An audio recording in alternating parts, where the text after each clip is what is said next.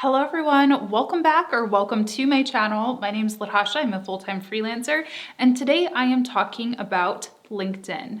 So I posted a video a few months back now all about LinkedIn profile tips, and so many of you guys were like, please do a part 2 to this. So I'm back with more tips, and I really wanted to share some things that have really been bugging me about the platform right now, things that people are doing, and also mistakes that I made when I first started out on LinkedIn that hopefully I can prevent you from doing today. The first do for LinkedIn is to optimize your profile and share content consistently. You have to have an updated profile on LinkedIn. Make sure to update projects that you're working on, things that you're attending, links that you're mentioned in. Be a frequent user of LinkedIn, because the idea is that your profile is really going to speak for itself, so you don't have to go in with those hard sales pitches, and people will actually start finding you through your profile. This just happened to me just a couple of days ago because I posted a video. It was a good video, a high quality video, and somebody reached out to me that I had no idea who they were and wanted to work with me. So it is possible, but you definitely have to make sure that everything is in order. A couple of the big things that you're gonna wanna look out for are your profile photo. So making sure that you have a professional profile photo. No, that doesn't mean they have to be, stuffy and in a blazer or in a boardroom or anything like that. You can be yourself, you can be fun, you can be creative if that's who you are, but obviously it shouldn't be a selfie, it shouldn't be you drinking beer on the beach or anything like that. You also want to make sure that your title and your experiences are updated as well, and that they're search friendly. So if I am marketing myself as a freelance social media manager, I want to make sure that I have freelance social media manager in my title, or at least in my job descriptions. You might also want to create a company page for your business if you do have, an official creative agency or something of that nature. If you're just an independent kind of freelancer, you probably don't need a business page, although you may want one as well. You can also add photos and other multimedia into your profile as well. And I think this is something that a lot of people forget to do. You can add photos of events that you spoke at, or links to your portfolio, or links to your booking page. I actually have that linked under my experience section. I have, my Acuity calendar linked right there. So it's easy access. So if people do find me, they do want to work with me, they don't have to even go through the hassle of LinkedIn messaging me if they don't want to. They can just book right into my calendar. With that said, you do not want to send a pitch instantly, like just to bombard people with pitches. This is something that unfortunately gives LinkedIn a really bad rap, and it's something that I've been experiencing a lot lately, and I'm sure you guys have experienced it too. You can, when you go ahead and connect with somebody, there is an option to send a personalized message. And I love this. I definitely recommend doing that. I definitely recommend sending that personalized message. But what you don't want to do is say, hey, I'm Latasha. Can I run your social media? Here's my packages. Here's what it costs. Here's a link to book me. Here's this free report. Here's this. Here's that. Here. No, stop it. Just say, hey, great to meet you. I hope we can connect. I really enjoy your profile. I really like your company, whatever. That's all you need to do. I always equate it to kissing on the first date, right? If you want to make a good impression, if you're thinking of this person that you're dating as a long-term potential partner, you don't want to ruin your chances by moving too fast, right? It's the same thing for LinkedIn or really any other kind of pitching and business relationships. You want to ease into it. You want to get to know them. You want them to get to know you. And again, going back to the profile, your profile should really speak for itself. You shouldn't have to be telling people, hey, I'm a freelance social media manager. They should know it. If they look at your profile and they see the types of content that you're sharing, they see that you're active and you're commenting on industry content and active in industry hashtags, they should know. And if they need that, they should be coming to you. It shouldn't be you, forcing people into a relationship with you. Also, on that note, I just want to say, if you ever ask for a favor from somebody, let them know what's in it for them. I get these all the time, I'm going to be honest. And I got a message on LinkedIn saying like, hey, can you check this out and do this audit for me and tell me what I'm doing wrong in my social media management business and things like that. Thanks, bye. And that was it. And I love to help people. That's the reason for this YouTube channel, but it came across as very, very self-serving. If I were to do a pitch like that and, connect with somebody in my industry, and I wanted something from them, one, I wouldn't ask them on the first meeting, but two, I would at least offer something in return. I would say like, hey, if you check out my website, I'd be happy to do a social media audit for you or provide you with a few hours of free social media work or something like that. So that's just kind of like etiquette, but anyway. Remember how I just said I got a pitch from LinkedIn the other day?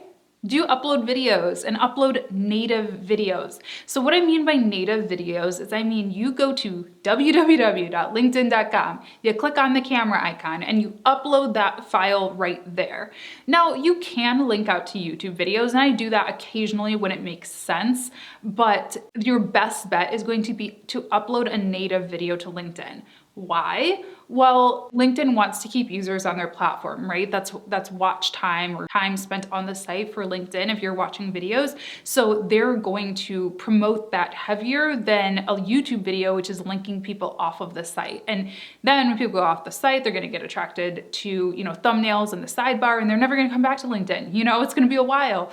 LinkedIn in-feed native videos is obviously preferable. LinkedIn native videos are also really high quality, I notice. I don't really know what that's about, but when I upload something to Instagram or Facebook or even YouTube, the quality diminishes quite a bit, but on LinkedIn, it actually looks pretty good. So take that for what you will. I will say though, try to upload captions if you can, because a lot of people are at work when they're on LinkedIn, or, it's just a more professional platform. And I think that even more than other social sites, this is just my own opinion. I don't really know the actual stats for this, but I feel like people listen on silent a lot. So having captions is really great. I use Final Cut Pro to upload captions, but you can also use a site like Headliner or Rev to do captions for your videos. With that said, don't upload inappropriate content, even if it's getting a lot of views and a lot of engagement. And inappropriate, I guess, is subjective, right? And I think it really depends on your industry. So me, since I am a freelancer, since I am in digital marketing and video creation, like my crowd is pretty creative, pretty young for the most part. I think I have a little bit more liberty than like a lawyer or, even like a corporate marketer who is a bit more traditional, I guess you could say. So it's totally subjective, but I wouldn't post something that was like totally super personal or, where I'm in any kind of stage of undress, obviously, or in a bikini or anything like that. So use your best judgment. And that might sound crazy. You might be like, Latasha, no duh, but I've gotten some weird messages. I've seen some weird things. I've seen some things, you guys. I have seen some things. Don't do it. And the unfortunate thing about it is a lot of the time, those posts get a lot of engagement because it's like shocking, it's eye-catching, whatever. There are creeps on LinkedIn, just like any other platform, and you want to always keep your business objectives in mind. So even though, sure, if I put on a bikini and did a LinkedIn video and like talked about social media tips by the pool, would it get a lot of views? Probably, but that's not the type of client that I want to attract. That's not the type of person that I want to attract, right? That doesn't support my end goal. If anything, I'm gonna get a lot of weird messages and not a lot of business messages. So tie everything back to your business goals. Don't be tempted by those vanity metrics, those shiny objects, if you will. Now, do connect with potential clients, people in your industry, people who you admire, people who you used to work with. Connect with whoever, really, as long as it kind of makes sense for who you are and what you do. Unlike a site like Facebook, it's not weird to connect with people that you don't necessarily know. And I really like connecting with people who are in my target market, people who I could see myself working with, whether it's now or a year or two down the line. And I've actually developed a lot of really good relationships that way that maybe didn't turn into a sale that day, but did end up being, a valuable relationship a couple years down the line. So you can definitely do that. Again, personalize that message. So quick tip for personalizing the message. The only way that you can do that is if you connect with them on their profile. So if you see them, suggested to you in the people you may know section or commenting on somebody else's post or something like that, and you hover over and click connect, it's just gonna send a connection request with the default messaging. But if you actually click on their profile and then click connect, it will give you the option to actually write a custom message to them. And like I said, I definitely recommend doing that. if you can. Just remember, don't spam, especially if you're connecting with people that you don't know, that you haven't worked with before. You don't want to give off the wrong impression. So again, make sure that they understand why you're connecting with them and make it make sense for them. Don't just say, I like you, I want to connect, I want to learn from you. Okay, but what can they learn from you? What can you do for them? And my last tip for now is don't go silent when you're not looking for work. So in the traditional job market, people think of LinkedIn as a job search platform, a resume platform essentially, and freelancers often think of it the same way. And while yes, you can definitely get clients, you can definitely get gigs, jobs, all that stuff through LinkedIn, it's also a social network. So if you only hop on LinkedIn when you're looking for something, people are going to catch on. It's a similar thing as if I only produced videos for you guys when I had something to sell, you guys would be like, she's not very genuine. She's not really that into this type of content. She's just doing it because she wants a sale. Same thing with LinkedIn. You want to appear, engaged and interested in your industry at all times, not just when you need something. So getting in and just, setting small goals for yourself. Maybe it's, I'm gonna share 1 article per week. That's a pretty low bar, but that's more than a lot of people do. So that's pretty easy to do. And I just share content that is relevant to the marketing industry. I share things that I've done. I don't share every single YouTube video that I post, but if I feel like it will definitely positively impact the majority of my connections, I will post it, or I'll post a snippet of it on my LinkedIn.